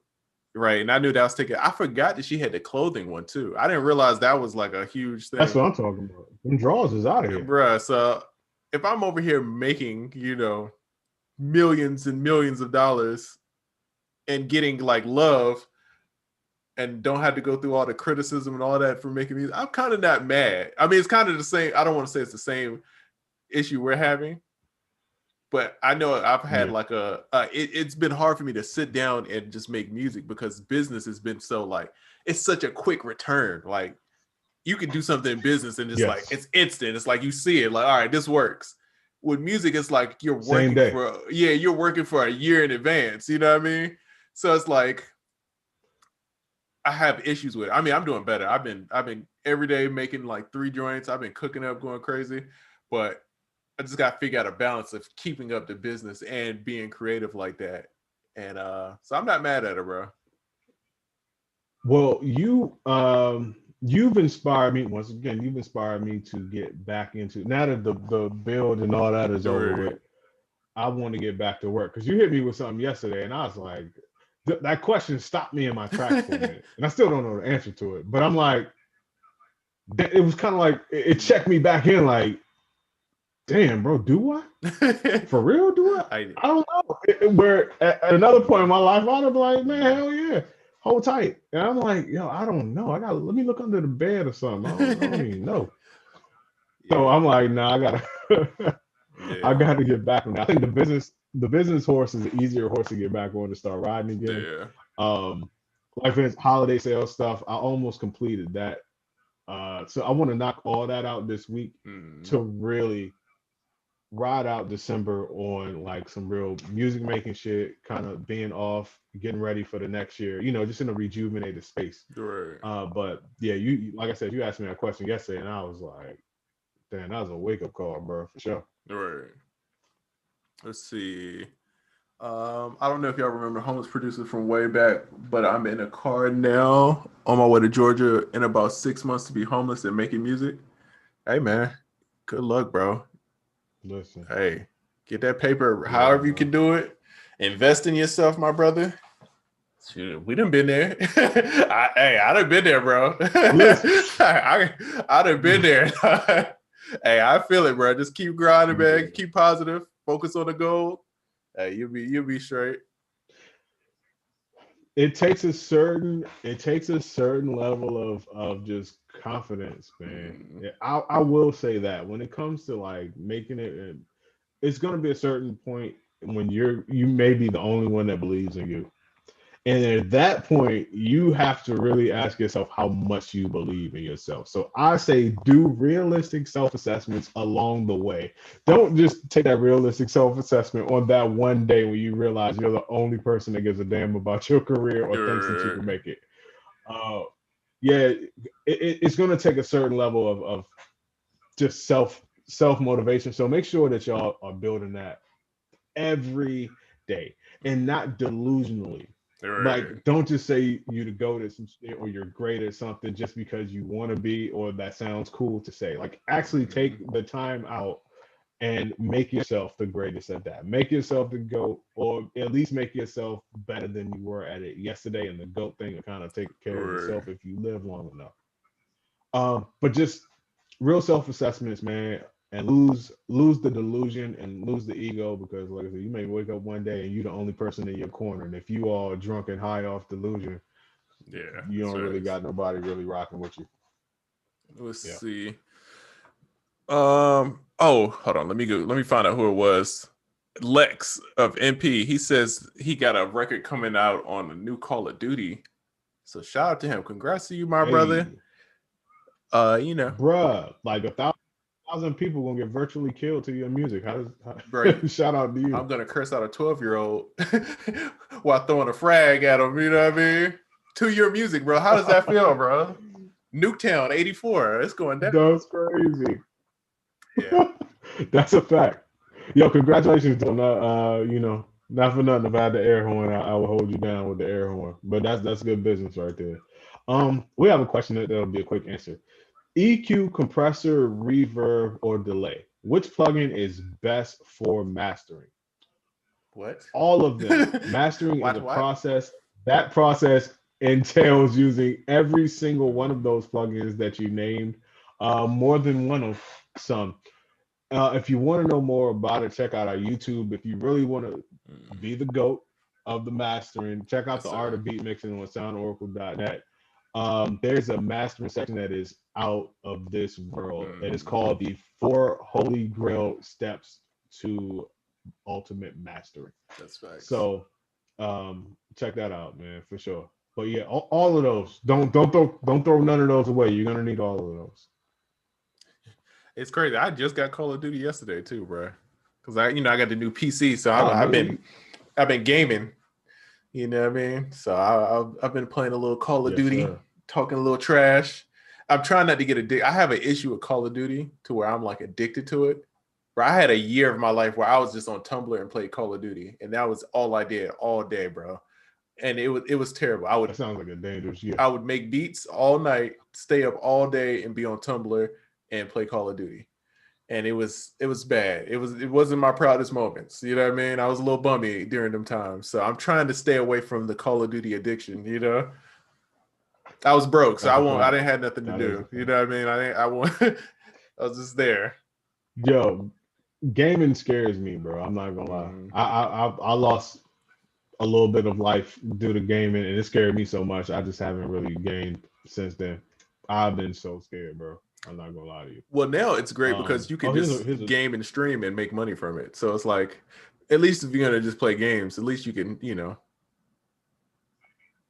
So you mean to tell me if I got something today and I wasn't even good at it, but I have a following like I have now, I can just jump on Twitch and I can make money off of watching me lose that game, but I have to actually be good at the game. Exactly. So that's what made me feel not as bad, because it's like, yeah, if I'm going to play a game, I'm just going to stream it and at least be interacting. Well, do I have to be good at it, or can I be bad but just have character? Yeah, that's exactly it. It's more about personality than anything. Oh, I might be able to do this then. Yeah. Because I'm going to be bad at the game. I'm going to tell you that off the rip. But I'm going to be hella funny while I'm being bad. Yeah. Hey, Oracle Gaming. Yeah, coming to a stream near you. Let's see. Someone says here. Oh, it was a pretty good question. It was easy to answer too. What is realistic in the building? What mic pre under 1K do you like to pair with the Neumann 103? That's a realistic productions question. Yeah, realistic would be the one to answer that. But if you want to know a different mic to use or better mics, we have a blog on the site, top 10 mics. Just type in microphones on the site and you'll be greeted with a whole blog to help you pick out all that. Whole lot of blog stuff. Damn, you can't see it. You know I was trying to put my keyboard in there so you can see the glowies. Oh yeah, you got the RGB jump. So I'm trying to get I need you to help me out with a mouse pad. I just got the plain mouse pad on there right now. Oh, I got you. I think you showed me one. gotta research, but yeah, I need a RGB joint. Yeah, it's like now I got too much stuff to light up. I'm like, all right, how do I tune this down? Maybe all these colors going on. I'm like, my eyes are starting to hurt. Yeah, unicorn puke. Young Trizzy Track, what up, bro? Blessing. Trizzy's in the building. Damn, of all the days not to have an air horn. Shout out to Young Trizzy, man. Young Trizzy, killing the game. I ain't gonna front. I love watching when him and Jay Black are in the same building, like the same room, because you could tell how excited they are about making beats. Bro, they got one video and they just look like I was having fun, bro. I was like enjoying myself off of it. I was like, yeah, this is crazy. Yo, so shout out to them, man. They out here killing it. Yo, yeah, if smiling is addictive, you about to overdose watching them videos. Because it's such a vibe and it's such a chemistry between them. And that's what we were talking about earlier. Like chemistry can be built, but some people just have natural chemistry, and you can look at them together in a video and just be like, yo, they have a natural chemistry. And it's very specific to them. This is gonna sound funny, but it's not. It's almost like a childlike excitement with them. You know what I mean? And when you see somebody have like that childlike excitement and wonder when making beats, you're like, damn, I wanna make a beat exactly like that. Because at some point, whether you still do or not, at some point you've been making beats and you've been smiling that hard, you've been super geeked, and they just always look geeked to be doing whatever they're doing. And it's always dope too, man. So shout out to them. Big Los called you old school because he said nobody uses mouse pads anymore. You ever had somebody and they'd like give you food recommendations and you don't trust them? It's like, I don't trust your taste. I don't trust your taste. I don't trust Big Lo's taste because how do you use a mouse without a mouse pad? Do you like friction on your mousing? Like, I don't trust it, bro. Let me tell you something. Okay, I'm not a gamer, but I'm into that world, especially now. Brother, the right mouse pad is a must. In your if you're gonna have a dope setup and a dope desk and all that, you gotta have a dope mouse pad, bro. You gotta have it. First of all, that wood right there, the unfinished wood, is not great for mousing around at all. And if you know anything about this particular type of build with countertops and drawers and all that, that is a typical gamer setup, and you almost get ridiculed without having a dope mouse pad with RGB around it. Also, what are you using? And what's under your mouse? Yeah. Besides tabletop, because you need something. You need something to get you zoom. My dog got a washcloth under there. I'm telling you. Nah, I just trackpad. I'm good. He the dude to give you the like, yeah, eat at this restaurant. I'm telling you, and then it's got like 1-star review. He's like, bro, this is terrible. Why did the ambulance outside that joint like 3 times? I'm not making this up. It's a restaurant that I always make a joke about in Atlanta called Chico and Changs Chinese and Mexican, and it looks like the hoodest. No, that's to me. That's a Big Los recommendation. Like, yeah, go eat there, bro. Dang, now people are jumping off. They said, "Oh, his mouse pad is a sock." Dang, bro, I ain't mean for them to go. I ain't mean for it to go this way. It's going down. Yo, wait, Chico and Chang. I'm still on Chico and Chang. Once again, porn and comedy, 2 great things don't belong together. Yeah, that's funny. Not a sock though. Oh, damn, bro. Young Abbrow said, "What are some great light recommendations for a studio setup, bro?" You are asking the right one. Because I just look, and I still have the boxes. So, floodlight. If you hit me on the DM, I still have the message I sent to Oracle. I could copy and paste it to you, or I'll make a blog or something about it. But these are these floodlights. Hold on, I'm gonna unplug it. So I have it right here. It's a box on that table. The lights. You can walk back. There's no camera here. But the box with those lights on, I'm gonna show everybody. So I got this floodlight with the smart plug, all connected to Alexa. It got the Survive. Yeah. I also have like LEDs all under my tables. Thank you, man. And I got the Wi-Fi bulbs for over here. So you know what I mean? We in there. But yeah, hit me in the DM. You know what? I'm actually gonna make a blog about this because I've invested all this time. and building all the stuff. So I'll make a blog about it. But yeah, if anybody can tell you the lights, it's me and Oracle. You put me onto the floodlight joints. I still gotta order those. I have a Hue Bloom that I was using as a floodlight, but now I got it behind these keyboards over here. Right. These, I don't know if you all could see them.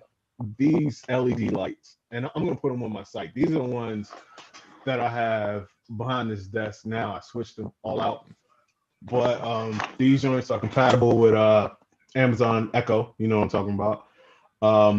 And they're super bright. They got a bunch of different modes. I'm not really mad at them, and they're made by Govee. Govee cut the check, but I'm gonna probably do a whole list. If you're interested in a list of what it took to build this joint and maintain it and the upgrades and just that type of stuff, DM me. And if enough people DM me, then I'll put something about it. Yes, sir. Let's see. Yeah, they killing Big Lows. I didn't mean for it to turn. He said, "Bro, using a baby bed for a mouse pad." Yo, I don't have. Yeah, bro. I didn't mean for us to turn into the roast session, but hey, you did walk into it, bro. You did walk into it. Yeah, you definitely did. Damn, that's messed up, bro. It's all good. It happens. It happens to the worst of us. So these are OCD cases for a mouse pad out here. But listen, if y'all got any more questions, because we about to wrap this up, we have been told that our podcast should not go longer than 2 hours anymore. We're almost at the 2 hour mark. So let's make it cool on our team over here. You know what I mean? But also, I'm dying to take pictures. I sent Triza some pictures because I don't know. I think my cable management right now on gamer standard is about at a A- maybe. But I don't know how long it's gonna be like that. I don't even get the A-. What's the grades when you get like an E for excellent, a satisfactory? Bro. I got an S. You getting a U for unsatisfactory? Yeah, that's what I got. I ain't gonna lie. If you bring home a report card full of U's, that's almost a sign you're gonna be failing their life if you don't change something. Because that's like third grade grades. Like, damn, you got the equivalent of straight F's in third grade. Oh, okay. This is a good question. How important is studio interior design for y'all? A lot now. You know, little bit of feng shui, but it goes a long way. Hold on, I wish you was here for that earlier. I could not get that right. Oh my god! Thank you. Oh, tell your wife I said what up. Baby girl's in here getting the lighting right at the very end of the show though. But I'm gonna be lit next week. I'm gonna be lit properly. You see this lighting? Reflecting off the face a little different right now. But anyway, go ahead. I forgot what I was talking about. Damn, my phone died. Oh snap! Oh shit, we off of Instagram anyway. My shit just died. All right. Yeah, YouTube. We still here for the YouTube, especially while baby girl get the lighting right. I'm still here for this. So I don't even have YouTube open. We got anything on there? Let's see. He shared the links about the Spectre Layer 7 Pro. Let's see. Oh, thank you. Would you register every? I think I might still be on. I don't know. Let me just exit out of this because it's freaking me out seeing the little spinny wheel of death. Would you register every beat you upload to YouTube to BMI or ASCAP? Okay, I'm not a type beat guy, but I'm gonna guess no because that process is a fucking pain, bro. I hate registering songs, dog. Luckily, Luckily, I could call my publisher and be like, "Hey, register these for me." But I hate it, bro. So you doing a bunch of them, I don't think that's the move. I think it's more about when you get them out, when some releases, and then don't they got the content ID joints? Concierge. Yeah. What he said. Yeah. I'm talking about concierge and shit. Yeah, I think you could do that, but I wouldn't do everyone.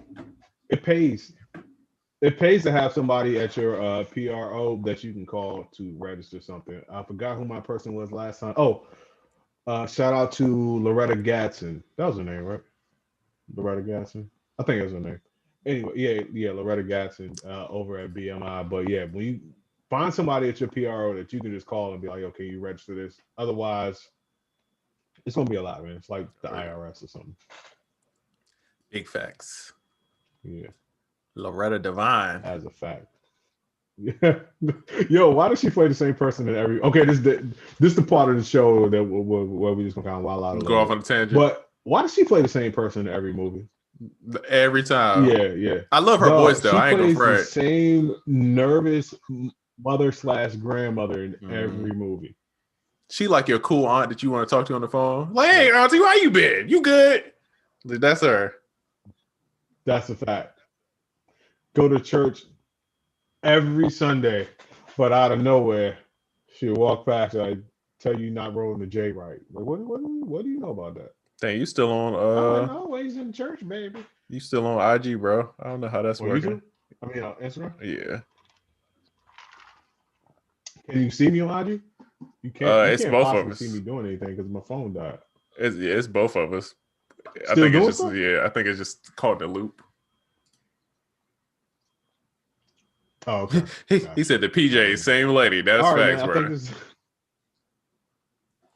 bro. That nervous ass energy that she got and everything. Oh, baby. I'm like, yo, you got my anxiety flaring up over there, Miss Lady. Oh, he said, Triza, you only got that one poster on your wall. Oh, my bad. Hold on. So I got the little plant and the Buddha Homer over there, and then I got a Andre 3000 picture over there. I got some other art in here. Yeah. Still working on it. Still progress. You know what I mean? But yeah, we getting there. Looking fiery though. Yeah. Looking fiery. Real quick, I'm not gonna tell anybody how I went and just got some foam real quick to cover those holes in my wall from when we couldn't hang out the TV.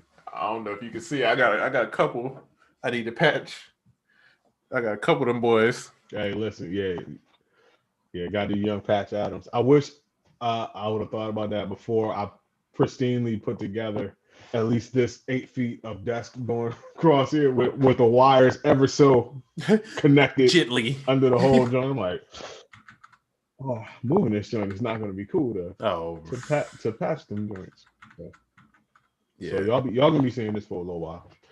But all right, man, let's end the show before it's a nightmare to upload on on the editing platform. But anyway, you got anything to plug this week?